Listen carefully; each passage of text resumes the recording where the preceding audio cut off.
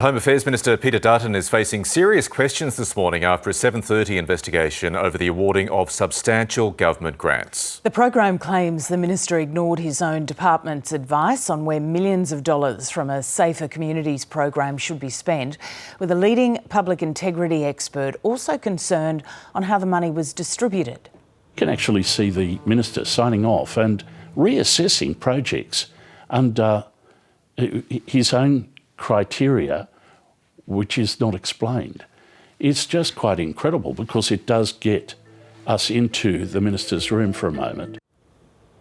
A grant of almost $900,000 to the National Retail Association has been questioned, as it is an organisation which also donated money during a local LNP function in 2018, identified as being for the purpose of supporting Mr Dutton, who was a guest there.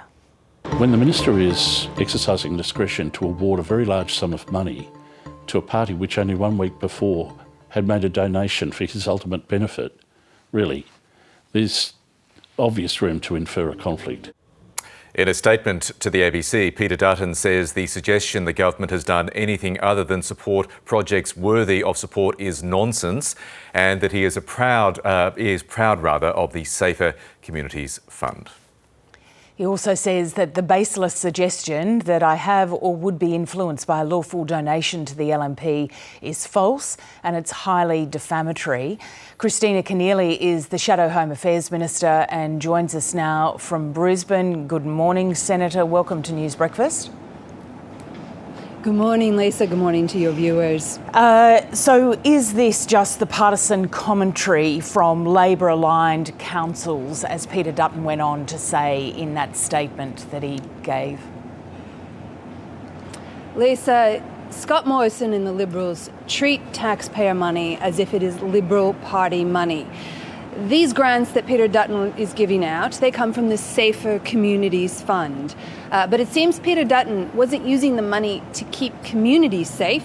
He was using it to make Liberal-held and marginal independent and Labor seats safer for the Liberal Party.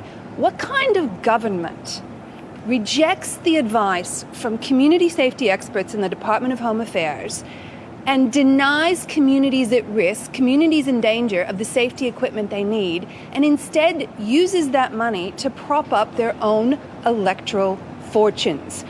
Quite frankly, it's the Scott Morrison Liberal government, and Australians today will be asking, how can the Morrison government be looking out for them when they're so busy looking out for themselves? We asked the minister if he'd come on this morning to explain his decision-making in this process, but he did decline. But what should happen now?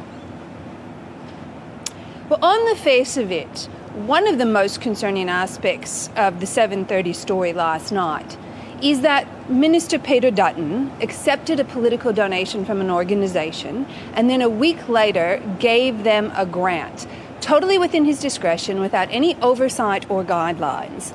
Now, this looks, on the face of it, worse than the Sports Rorts scandal that saw the resignation of then Minister Bridget McKenzie.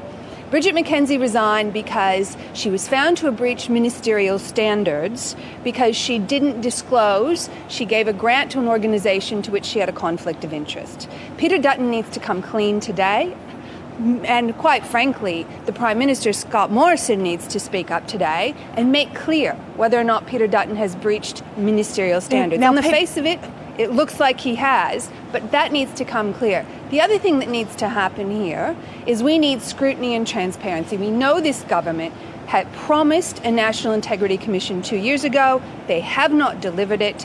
We need to ensure, through the various forms of the Parliament and oversight, that this Safer Communities Fund is actually going to make communities safer. And in that, Lisa, the government must release the list of those communities that were rejected by Minister Dutton. The community development grants have certainly grown over the years since it's been created. It comes from the proceeds of crime.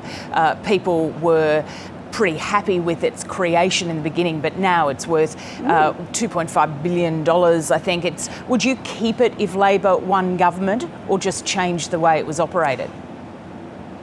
Well, in fact, Lisa, the community development grants is another grant that they've been awarding. That started at $340 million in 2013. Scott Morrison's grown it to $2.5 billion, and you have to be invited by the Morrison government to even apply. So no prizes for guessing what electorates get that money. 70% of it goes to Liberal and National seats. But this is a different fund. The Safer Communities Fund is another one they've awarded.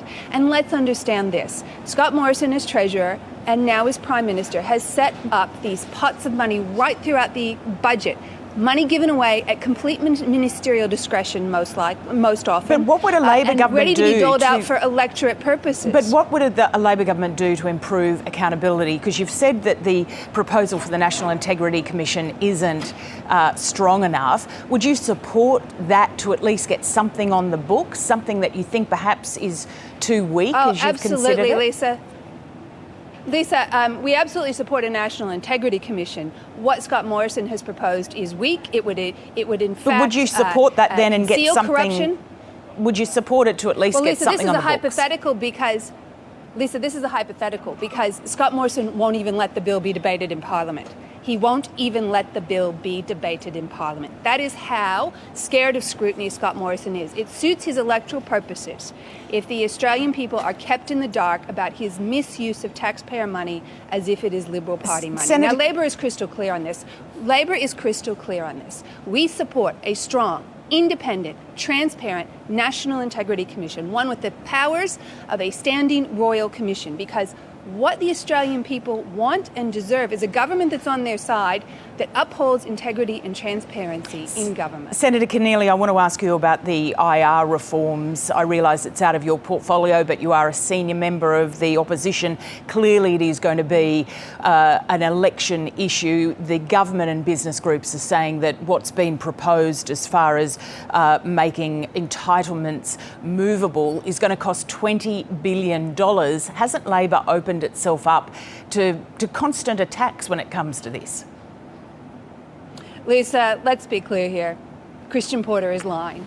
Christian Porter is simply making things up. It's very much like Donald Trump, isn't it? The way that Christian Porter and Scott Morrison are just bald-faced lying about this industrial relations bill and bald-faced lying about what it is Labor proposes to do to ensure that we are delivering secure, well-paid jobs for the Australian people. Now, let's start with the industrial relations bill. Well, we may not have the time to go through before they have even bring back work. And let's be clear, last night Anthony Albanese outlined Labor's plan, the first plank of Labor's plan for secure, well-paid jobs. That includes consulting with the states and territories about portable entitlements. We know that work is growing more insecure. The pandemic exposed that. We need to ensure that the retail workers and the cleaners and the aged care workers who got us through this pandemic have their wages and their entitlements protected. The battle is well and truly on over IR, that's for sure. We'll have to leave it there. Senator Keneally, thank you. Thank you.